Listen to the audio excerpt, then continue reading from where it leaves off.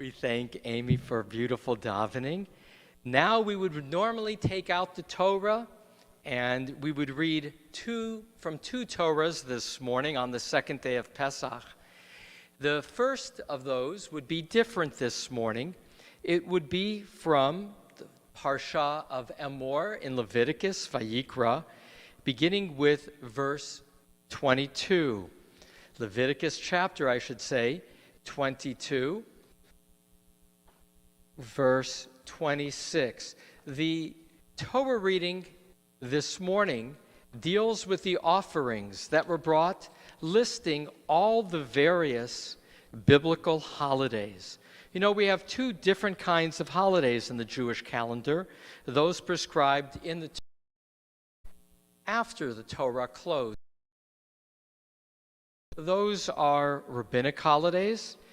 And in our Torah reading, the list begins with Passover, as Nisan this month is the beginning of the year, and the counting of the grain is described, the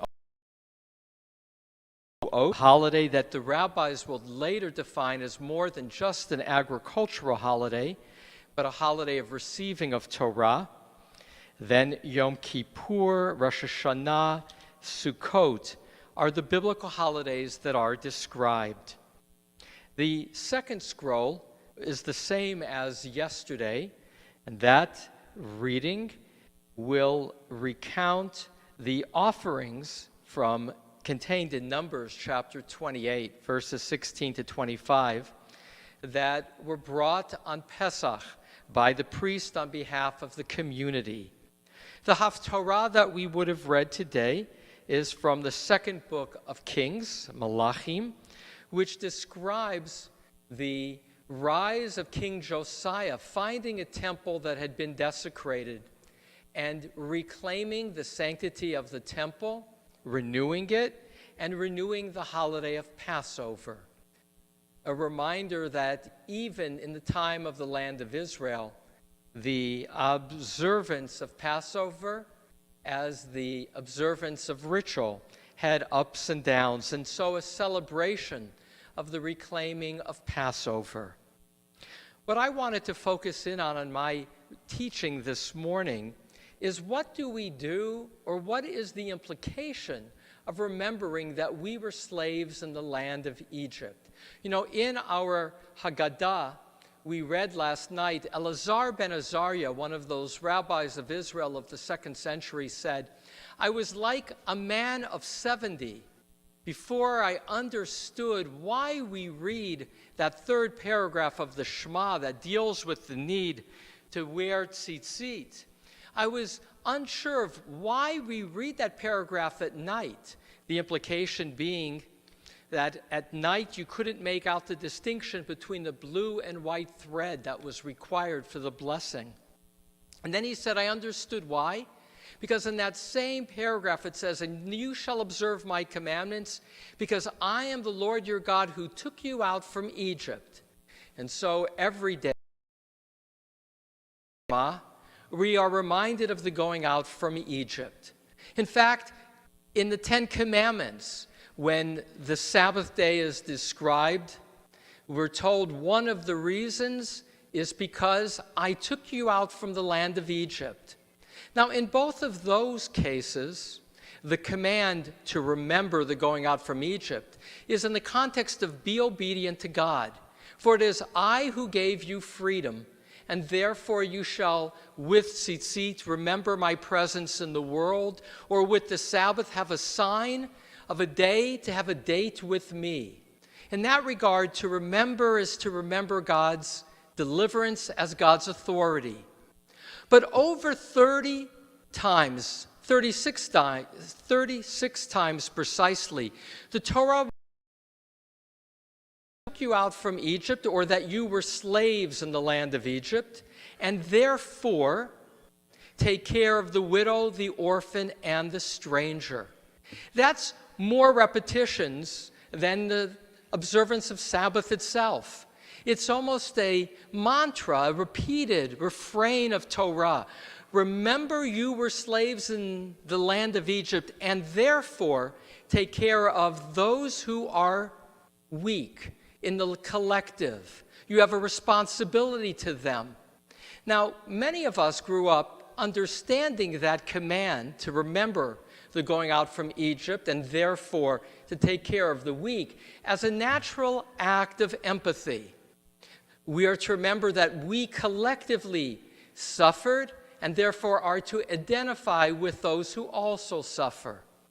In fact, my son Joey, who lives now in Portland, Maine, did a wonderful recording I just saw that was posted by the Jewish Museum of Portland, Maine, in which he describes how in this time in which we're in our homes, that even in this time, we are to call on the memory of being slaves in Egypt to say that for many of us it's an inconvenience. For all of us, it's not where we would want to be.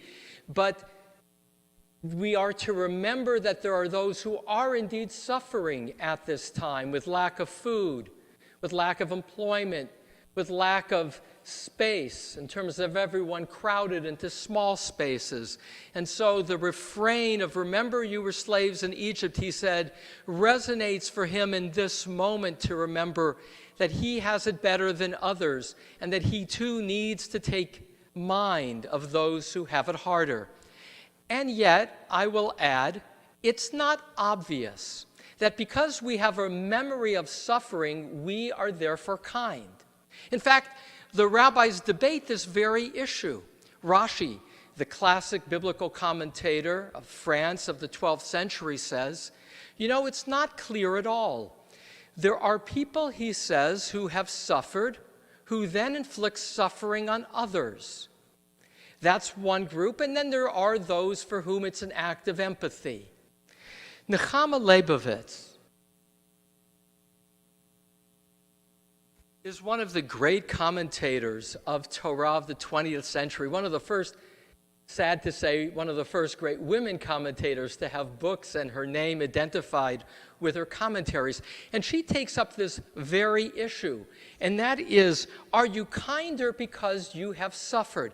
And she points out that it's by no means obvious that people who have been abused, had parents who have abused them, aren't necessarily better parents. Sadly, that those who have been abused often become abusers themselves, almost as if it's a habit or an acting out of a wound. And then she will emphasize that in order to transcend one's own suffering requires two acts of education. In order to break that chain of abuse, it requires a larger understanding of how others aren't to blame for your own pain of the past. And that's kind of intellectual. And she said, but that doesn't register for everybody. And so then you got to speak about what's in their best interests in terms of what pain you might cause others will not be good for you in terms of the relationship that you want to have in your best days and your best self. And so when we repeat over and over and over in the Torah, take care of the widow, the orphan, the stranger, because you were slaves in the land of Egypt, it's not necessarily true that because we've suffered, we will be kinder. And that's the punchline for Nechama Leibovitz and for Rashi. And that's why it's a command. You see, it's not up to us to be empathic. God is. God is the parent of all creatures, of all children are the children of God. And therefore God says to us, I took you out of the land of Egypt. Be kind even to the Egyptians and more. Repeatedly, remember, I ask you, I command you, be kind to the widow, the orphan, and the stranger. Yes, identify with their pain and come to it from a place of empathy. But do it whether you want to or not, because it's the right thing to do. I command you. Break the chain of abuse that you collectively remember having experienced. Act from your higher self. To act in a holy way is to act the way you would see the world through my eyes. And so I want to share one last piece of teaching.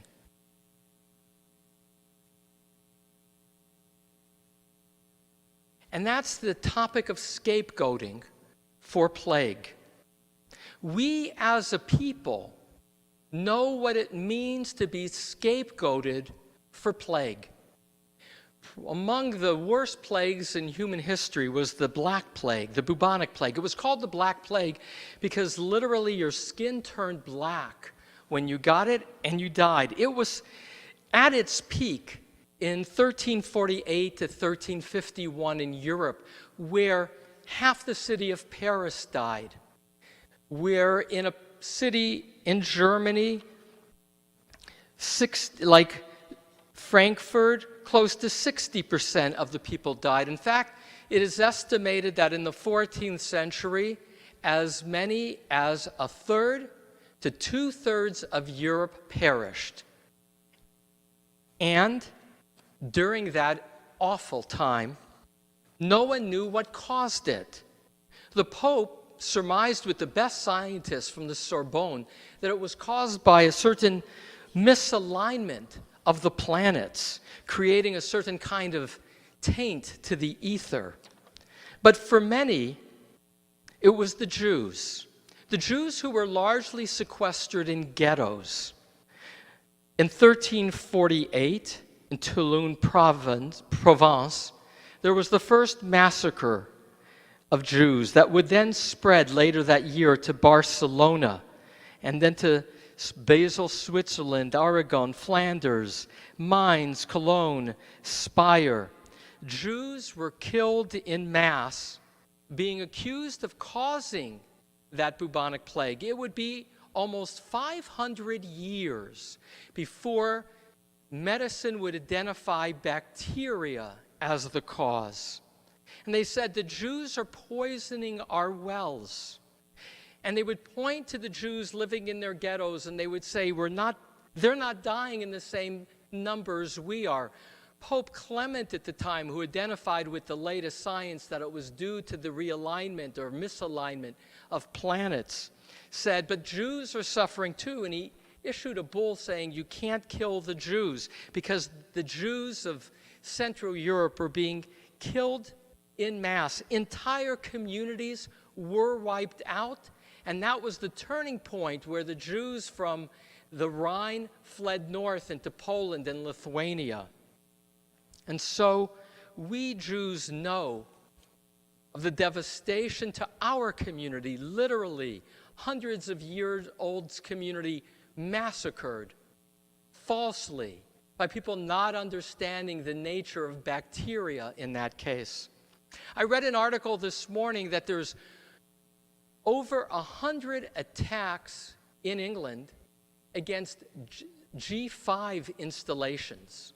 There's a rumor going around with hundreds of followers and millions who've read websites identifying this as coming from China, but specifically back to the ether from G5 satellite terminals causing the deaths. And why, as the conspiracy goes, is particularly in England, because that's where they have the G5 towers, that why are people needing to be indoors so that they can build more G5 towers with nobody watching? It's an article in today's New York Times. This notion that there must be somebody to blame without looking, of course, at the science at all. You know, when H1N1 occurred in 2009, the swine flu as it was first called, initially people in America blamed Mexico. Chileans also blamed Mexico, but the Argentinians blamed the Chileans, and Europeans warned against going to Argentina. It is human nature to cast blame for the source, not how one responds. That is a responsibility, how one responds. But we are Jews who suffered during the bubonic plague, during those dark years in which that which was unseen, bacteria, was blamed on us for poisoning the wells of Europe. And so in this moment, when we are hunkered down, we cause to pause, to say, we are a world from outer space without borders. And indeed, bacteria and viruses travel. And this is not a time to be our lower fearful self, but our higher self, of responding collectively so as to stem the tide of this storm, so as to respond to what we know exists and what science can help us cure. So we pray, with God's help to give us courage and stamina in this moment, with God's help to let us rise to seeing the world from a higher perspective and to respond with facts, to respond with compassion, to respond with heart. Remember, you were slaves in the land of Egypt, we are taught in this moment of Passover, and therefore take care of the widow, the orphan, and the stranger. Let us be mindful now of those who are most suffering in this time of vulnerability. It is our collective responsibility as God's children to rise to the occasion. And may we have strength, patience, endurance, for this too will pass over.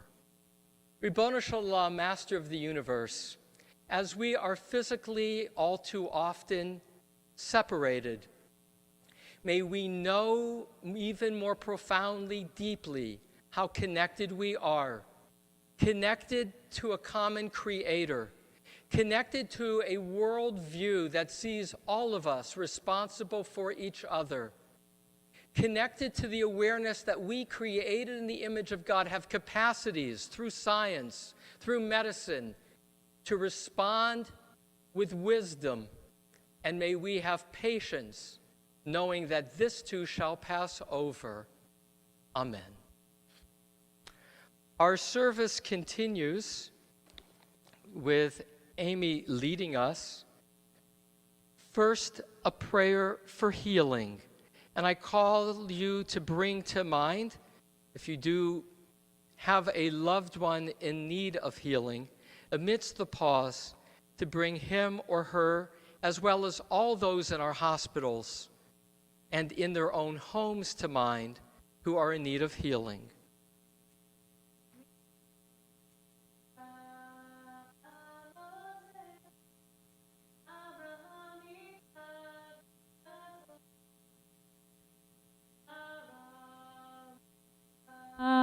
Rachel v'Leah, hu yivarech v'yirapeh et hacholim. Ilna refana la, ilna refana lo, ilna refana la, ilna refana lo. Mi sheberach avotenu Abraham, Yitzchak, veYaakov, Sarah, Rivka, Rachel v'Leah, hu yivarech v'yirapeh et hacholim. Amen.